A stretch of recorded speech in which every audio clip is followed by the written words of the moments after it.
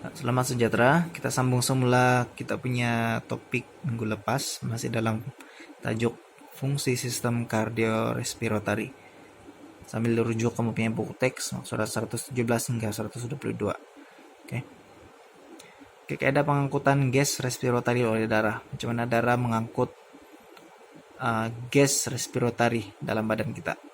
Oke, darah dia akan membawa oksigen keluar dari paru-paru, pergi ke sel tisu organ badan, kemudian dia membawa karbon dioksida, kemudian bawa ke paru-paru, kemudian keluar melalui hembusan nafas. Oke, macam mana dia berlaku? Mari kita tengok.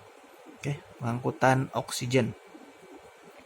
Oke, oksigen diangkut di dalam darah apabila oksigen diikat dengan molekul hemoglobin. Oke, molekul hemoglobin membentuk oksihemoglobin. Oke, oksigen bercampur dengan hemoglobin, dia membentuk oksihemoglobin. Oke, hemoglobin ini ada di dalam darah. Oke. Oksigen diangkut dalam bentuk oksihemoglobin ke dalam sel-sel tisu organ yang memerlukan oksigen. Oke. Inilah yang digunakan oleh badan kita. Pengangkutan karbon dioksida. Oke, karbon dioksida diangkut di dalam darah juga, macam itu oksigen tadi. Oke, karbon dioksida diangkut di dalam darah apabila karbon dioksida diikat dengan molekul hemoglobin untuk membentuk karbaminohemoglobin.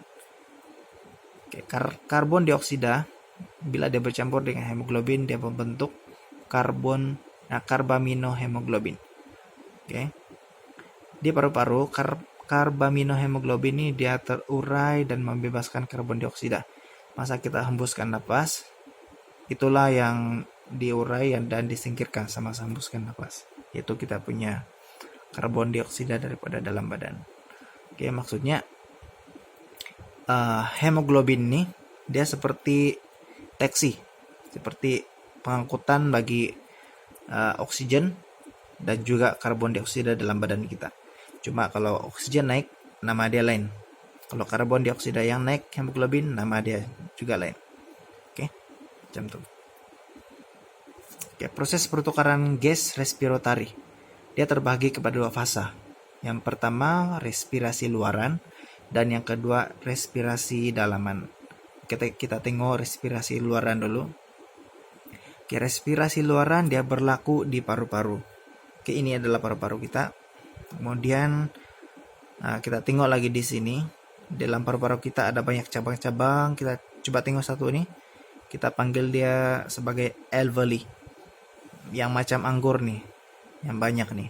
Kalau kita zoom lagi anggur nih kepada satu buah anggur saja yang kita panggil sebagai alveolus. Oke, disinilah pertukaran gas itu berlaku di dalam alveolus, di mana oksigen masuk ke kapiler darah, di mana karbon dioksida masuk ke dalam alveolus. Begini cerita dia, kita tengok. Oke, ini alveolus tadi tuh.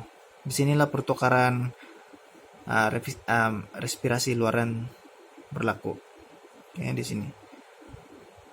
Ini adalah sel darah yang merah, yang ini merah.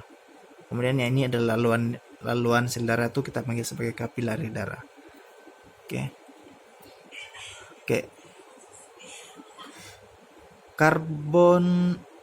Karbaminohemoglobin itu adalah darah yang kurang oksigen daripada sel badan kita, dibawa ke jantung, kemudian jantung pump ke paru-paru untuk dihembuskan nafaskan.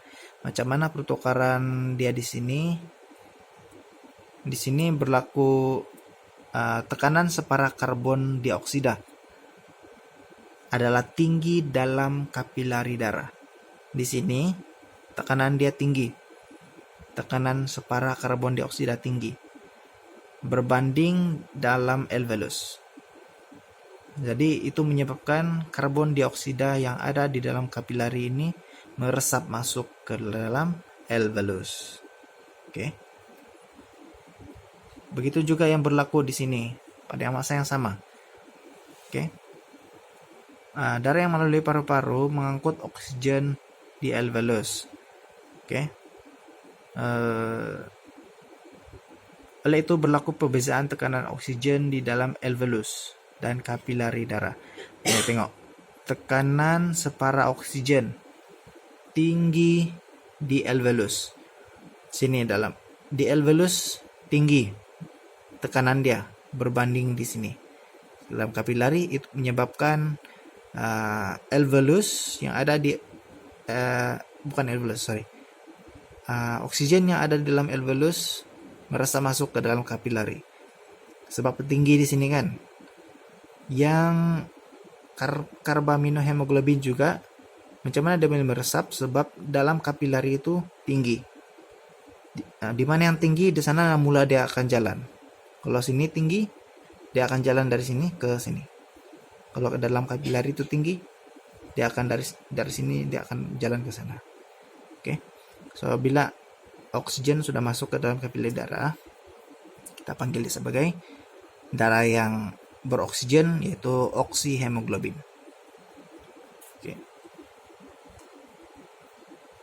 Oke, yang satu lagi dia berlaku dalam respirasi dalaman, yaitu di mana dia berlaku dalam sel badan.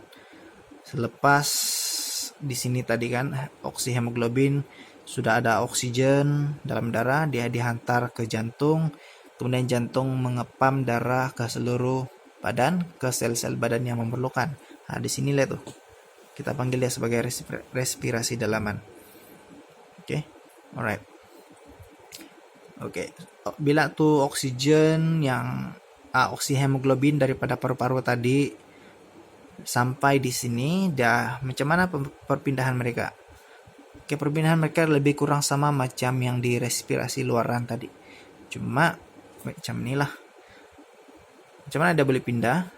Tekanan separa oksigen dalam kapilari lebih tinggi dari berbanding tekanan separa oksigen di dalam sel. Itu menyebabkan oksigen dalam kapilari darah tuh meresap masuk ke dalam sel. Nah kan, bila di sini tinggi, tekanan dia tinggi, dia akan meresap masuk di sini. Sama juga dengan cerita yang sini juga. Macam mana karbon dioksida yang ada di dalam sel badan tuh pindah dalam kapilari darah. Nanti dalam jawaban kamu tidak boleh cakap karbon dioksida memasuki kapilari darah. Tapi ada yang menyebabkan dia masuk, yaitu tekanan tinggi. Ini tekanan separa karbon dioksida tinggi di dalam sel di sini berbanding di dalam kapilari darah, menyebabkan karbon dioksida dalam sel itu meresap masuk ke dalam kapilari darah. Begitu cara menjawab dia. Oke. So bila dia sudah meresap masuk, dia akan menjadi karbon dioksida sudah meresap masuk, dia menjadi karbaminohemoglobin. Kemudian dihantar ke jantung, kemudian dihantar ke paru-paru dan masuk ke alveolus, kemudian dihembuskan sebagai nafas kita. Oke. Pengukuran tekanan darah. Alat mengukur tekanan darah kita panggil sebagai sigmometer. Oke, kamu belajarlah sebut tuh. Sigmometer, alat mengukur tekanan darah. Oke, ada 3 jenis. Yang pertama sigmometer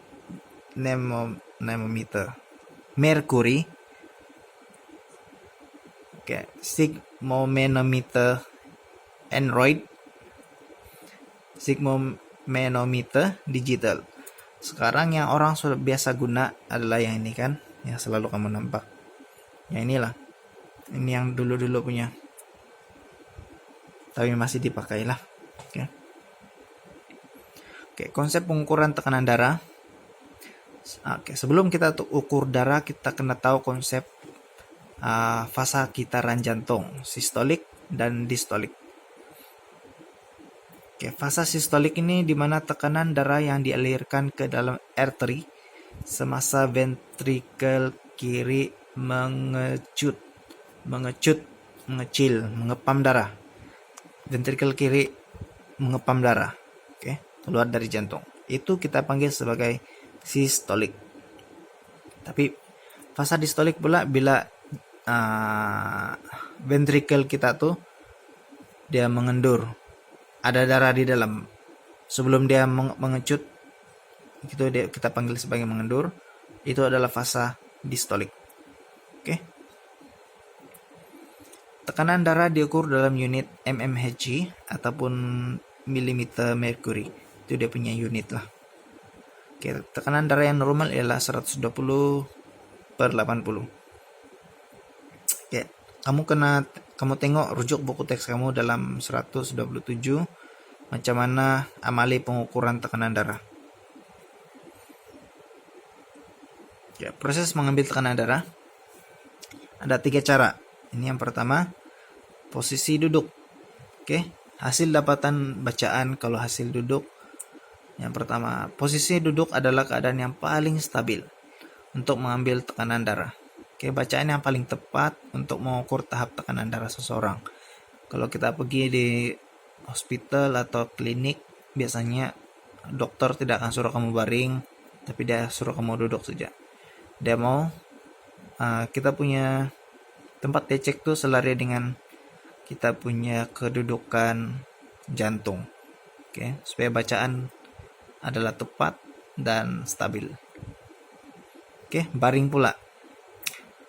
Hasil dapat bacaan, jantung akan berdenyut agak perlahan berbanding keadaan duduk atau berdiri, disebabkan oleh kesan tarikan graviti pada tubuh berkurang dan membuatkan lebih banyak darah mengalir semula ke jantung melalui saluran darah.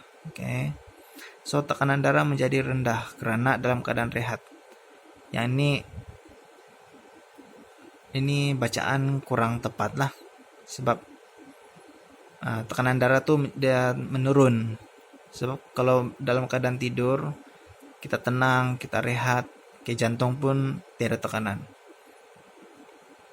Yang ketiga, posisi berdiri. Hasil dapatan bacaan, denyutan jantung meningkat karena darah yang kembali ke jantung berkurangan. Terdapat daya tarikan graviti yang akan melancarkan aliran darah sehingga semakin banyak denyutan jantung yang diperlukan.